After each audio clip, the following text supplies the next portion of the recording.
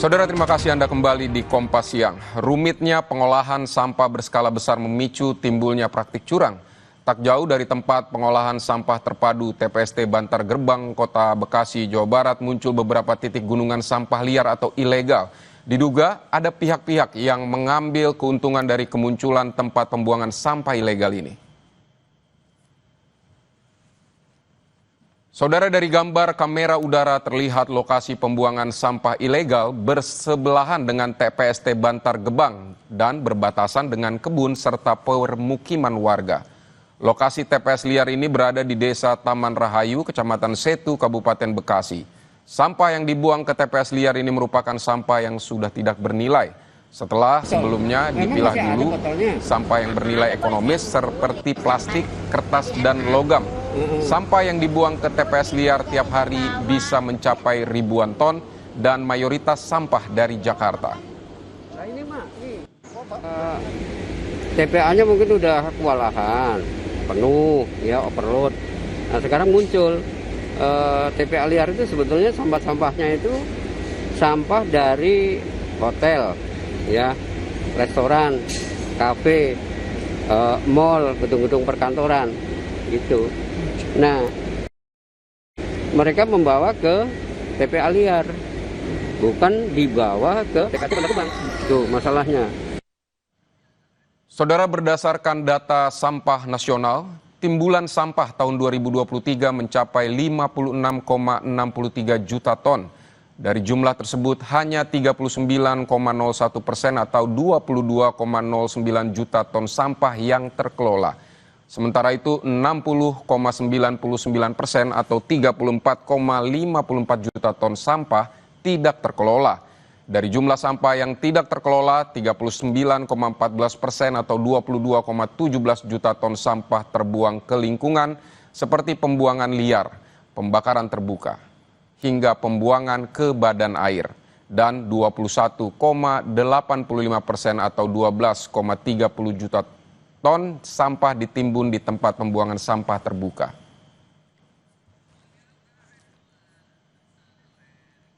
Saudara, mengolah sampah di kota besar seperti Jakarta memang tidak mudah. Ketersediaan lahan pembuangan tidak berbanding lurus dengan jumlah sampah harian yang dihasilkan. Nah, makanya tak heran celah ini dimanfaatkan sejumlah pihak untuk mengambil keuntungan dari pengelolaan sampah. Untuk membahas persoalan ini sudah bergabung bersama kita Ketua Koalisi Persampahan Nasional Bagong Suyoto dan juga pakar tata kota Nirwono Yoga. Selamat siang Bapak-Bapak. Ya, selamat siang Mas Widi, selamat siang Pak Bagong. Selamat siang. Oke, kita akan ke Pak Bagong terlebih dahulu. Selamat siang Mas. Ya. Pak Bagong, ini kenapa sampah justru tidak dibuang ke TPST Bantar Gebang, malah ke pembuangan sampah liar? Menurut Anda seperti apa? Ya sebetulnya kan pemerintah DKI sudah punya aturan, ya, peraturan gubernur tentang pengelolaan sampah, ya, terutama HoReCa, ya, hotel, restoran, kafe. Jadi itu sebenarnya sampah yang harus dikelola secara mandiri. Nah kemudian untuk sampah organiknya itu sebenarnya harus diselesaikan di indoor di wilayah DKI Jakarta. Jadi tidak boleh dibuang ke TPST Bantar Gebang. Nah faktanya ini berbeda, ya. Jadi sampah itu antara pihak pengelola hotel, kafe, restoran, mall, apartemen, ya, kantor-kantor, gedung-gedung perkantoran itu bekerja sama dengan pihak vendor, ya. Kemudian pihak vendor bekerja sama dengan pihak ketiga, ya. Nah di dalamnya juga ada pemulung. Nah vendor itu modalnya hanya izin transportasi, ya, jadi transporter gitu. Nah kemudian disubkontrakkan ke pihak ketiga. Nah ini masalahnya sampah yang diambil dari tempat-tempat tadi itu dibawanya ke TPS liar, tempat pembuangan sampah liar. Jadi hanya sebagian kecil yang dibuang ke TPST Bantar Gebang. Misalnya satu vendor itu punya izin 4 untuk kendaraan dump truck, tapi ternyata dia ada 20 kendaraan dump trucknya dan kemudian ada pickupnya puluhan, Nah, itu yang beroperasi di luar TPST Bantar Gebang. Berarti memang ada keuntungan itu ekonomi akhirnya di situ ya, Pak? Iya, betul. Karena siklus bisnisnya itu sangat besar. Jadi untuk pengelola itu kemungkinan besar hasilnya per bulan itu bisa 500 sampai 1 miliar. Jadi sangat besar.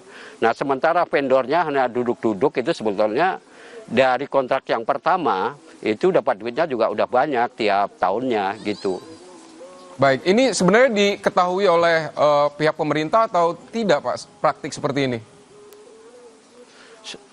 Iya, sebetulnya itu ada kerjasama juga. Cuma memang kalau kita tanya terus terang kepada pemerintah, dia mengatakan dia hanya memberi izin untuk transporter, untuk kendaraan-kendaraan dengan tahun tertentu gitu.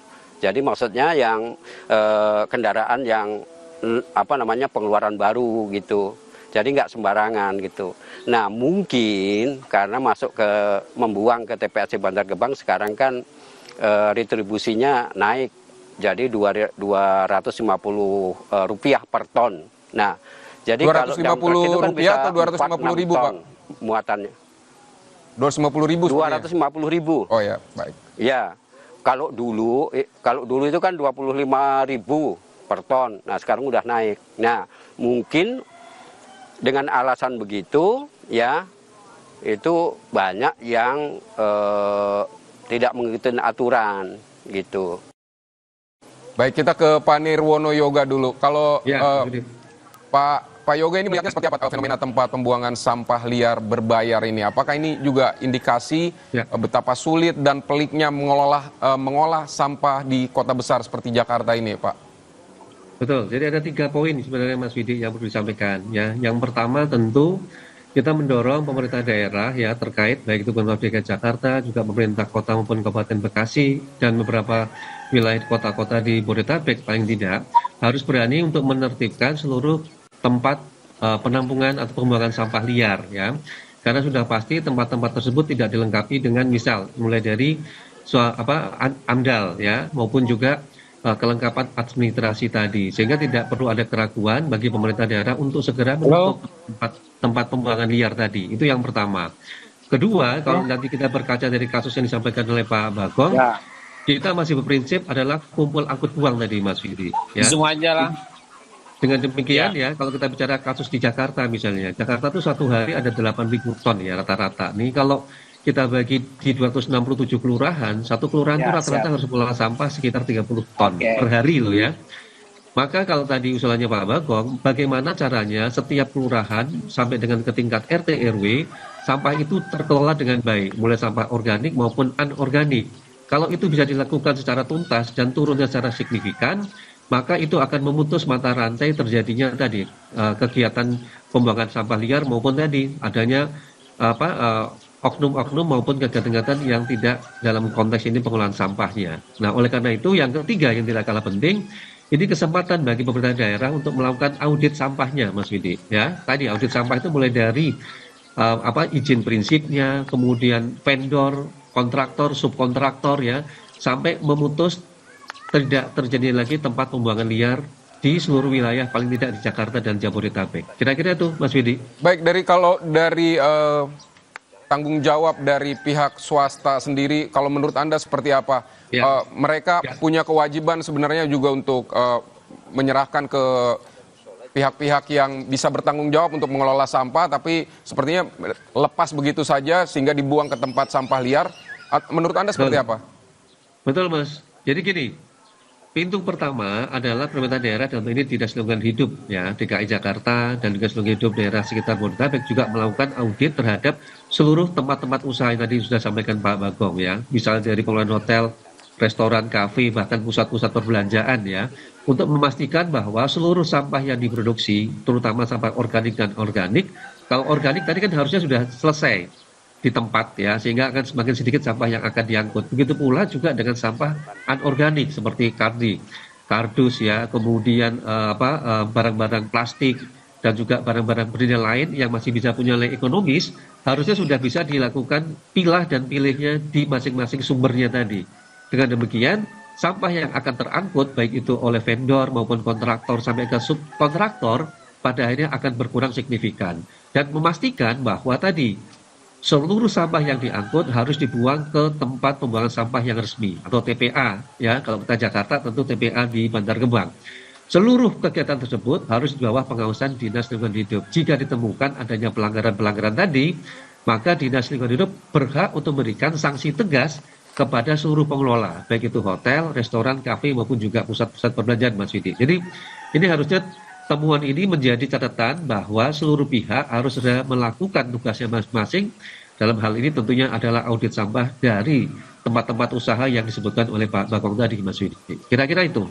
Baik, Pak Bagong, kalau Anda melihat sejauh ini penegakan hukum yang tadi ada aturan-aturan yang dilanggar, juga prosedur-prosedur yang juga tidak dipatuhi, sejauh ini seperti apa Pak Bagong untuk tempat-tempat pembuangan sampah yang liar ini? Sepertinya sangat lemah ya. Jadi pengawasan, law enforcement itu lemah. Karena sampah DKI itu larinya ke wilayah tetangga. Ya, seperti Kota Bekasi, Kabupaten Bekasi, mungkin juga ke Tangerang. Ya, ini sebetulnya merupakan masalah yang serius karena pemerintah DKI seharusnya tidak hanya memberi izin, ya, tapi harus melakukan pemantauan atau mengikuti alur sampah dia dibawa kemana. Kalau ada pelanggaran itu harus ada penegakan hukum, ya, harus ada penegakan hukum karena itu satu bentuk kesengajaan. Apalagi itu jadi bagian dari suatu bisnis. Karena bisnis sampah liar ini ternyata melibatkan banyak orang. Mulai dari Jakarta sampai pemulung pemilah di sekitar TPST Bantar Gebang. Dan nilai investasinya itu bisa puluhan miliar. Karena kan harus menyediakan lahan, menyediakan kendaraan, menyediakan uang operasional untuk pemungut, ya, pemungut sampah dan pemilah sampahnya. Jadi ini suatu bisnis yang sangat menggiurkan. Jadi banyak orang, ya, termasuk aparat itu terlibat di dalam siklus bisnis sampah liar ini. Jadi meskipun itu disebutnya tanda kutip itu barang haram, ya, maksudnya kerja haram gitu. Jadi kalau sampahnya mah semua sebetulnya pengen melakukan yang namanya sistem 3R. Jadi saya mengusulkan sampah-sampah ini seharusnya, tadi Mas Nirwono udah mengatakan akan lebih bagus kalau dikelola sedekat-dekatnya dengan sumber. Jadi inti dari Undang-Undang Nomor 18 Tahun 2008 itu adalah tentang pengelolaan sampah adalah mengolah sampah sedekat-dekatnya dengan sumber, ya, dengan berbagai teknologi, ya, yang ya teknologi terapan lah itu, yang bisa digunakan. Nah, tapi sekarang ini pendekatannya kita lebih mengandalkan TPA. Nah, sekarang TPA kita itu adalah TPA open dumping, ya. Sekarang apa bedanya TPA liar, ya, dikelola dengan open dumping? Baik, Pak Bagong. TPA resmi dikelola dengan open dumping, ya, sama-sama rawan dan melanggar peraturan perundangan. Baik Pak Bagong, terima kasih untuk penjelasan Anda di Kompas Siang hari ini. Memang perlu ada pengawasan dari pemerintah juga terkait dengan pengelolaan sampah ini. Pak Bagong, terima kasih. Begitu juga Pak Nirwono Yoga, pakar tata kota. Terima kasih untuk penjelasan Anda di Kompas Siang. Terima kasih Pak Sidi. Terima kasih Pak Bagong. Saudara, polisi menangkap seorang perempuan yang diduga menipu dengan modus adopsi bayi di kawasan Palmerah, Jakarta Barat. Pelaku diketahui sudah 5 kali menipu dengan korban berbeda.